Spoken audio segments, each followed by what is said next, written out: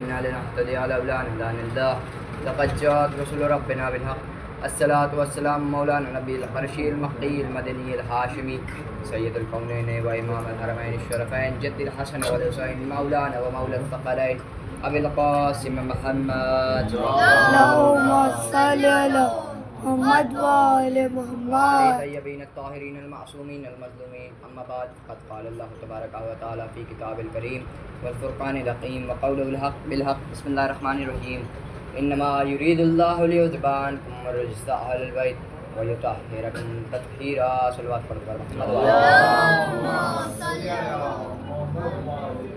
شروع کرتا ہوں اس پاک پروردگار عالم کے نام سے جو بڑا رحمان اور رحیم ہے۔ میرا تمام تر درود و سلام اس پاک پروردگار عالم کے لیے کہ جو ایسا اول ہے کہ جس کے پہلے کوئی اول نہ تھا، اور جو ایسا آخر ہے کہ جس کے بعد کوئی آخر نہ ہوگا۔ میرا تمام تر درود و سلام اس خدا کے لیے کہ جس نے آدم کو بغیر والدین کے پیدا کیا۔ میرا تمام تر درود و سلام اس خدا کے لیے کہ جس نے ابراہیم کو جلتی ہوئی آگ میں بھی زندہ رکھا۔ میرا تمام تر درود و سلام اس خدا کے لیے کہ جس نے یونس کو مچھلی کے پیٹ میں بھی زندہ رکھا۔ میرا تمام تر درود و سلام اس خدا کے لیے کہ جس نے عیسیٰ کو مردے سے زندہ کرنا سکھایا۔ میرا تمام تر درود و سلام اس خدا کے لیے کہ جس نے ہمارے اور آپ کے نبی محمد مصطفیٰ صلی اللہ علیہ وسلم کو خلق کیا اور تمام انبیاء کے معجزات دے کر خلق کیا۔ میرا تمام تر درود و سلام اس خدا کے لیے کہ جس نے امیر المومنین علی بن ابی طالب کو خلق کیا۔ میرا تمام تر درود و سلام اس خدا کے لیے کہ جو خود فاطر السماوات ہے، اس نے فاطمہ زہرا کو خلق کیا۔ میرا تمام تر درود و سلام اس خدا کے لیے کہ جس نے حسن اور حسین کو خلق کیا۔ میرا تمام تر درود و سلام پنجتن پاک کے اس خدا کے لیے کہ جس نے پنجتن پاک کو خلق کیا اور ان کے صدقے میں اس کل کائنات کو سجا دیا۔ تو بعد درود و سلام خدا پاک میرا تمام تر درود و سلام محمد و آل محمد کی ذات پر جو وجہ تخلیق کائنات ہے۔ صلوات پڑھ دو پر محمد و آل محمد۔ عزیزان گرامی، واقعہ کربلا کے بعد لوگ دو فرقوں میں بٹ گئے، ایک ہے حسینیت، ایک ہے یزیدیت۔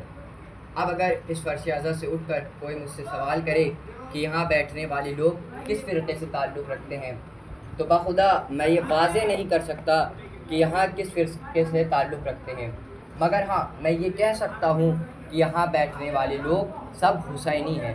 تو کہتا چلوں فقط ایک کربلا نہیں ہے فسانہ حسین کا۔ جو لوگ کہتے ہیں نا کہ امام حسین علیہ السلام تو 1400 سال پہلے شہید ہو گئے تھے، مگر ہم ان کا غم اب تک کیوں مناتے ہیں؟ تو فقط ایک کربلا نہیں ہے فسانہ حسین کا، ہر زندہ دل ہے ٹھکانہ حسین کا۔ وہ شاہ ہے بادشاہ ہے شہنشاہ دین کا، وہ شاہ ہے بادشاہ ہے شہنشاہ دین کا، جو ختم نہ ہو سکے وہ زمانہ حسین کا۔ صلوات پڑھو پر محمد۔ عزیزان گرامی، ہم ہر سال اس فرش اعظم پر تشریف لاتے ہیں، اپنے ساتھ 4 سوالوں کو لاتے ہیں، انہی 4 سوالوں پر گریہ کرتے ہیں۔ کوئی اگر ہم سے سوال کرتا ہے کہ کیوں گریہ کرتے ہیں، تو کہتے ہیں کہ رسول کے بیٹے پر گریہ کرتے ہیں۔ اب اگر کسی کا قتل ہو جاتا ہے تو ہمارے دماغ میں 4 سوال آتے ہیں۔ قتل کس کا ہوا، قاتل کون تھا، وجہ قتل کیا تھی، اور مقتول کا وارث کون ہے۔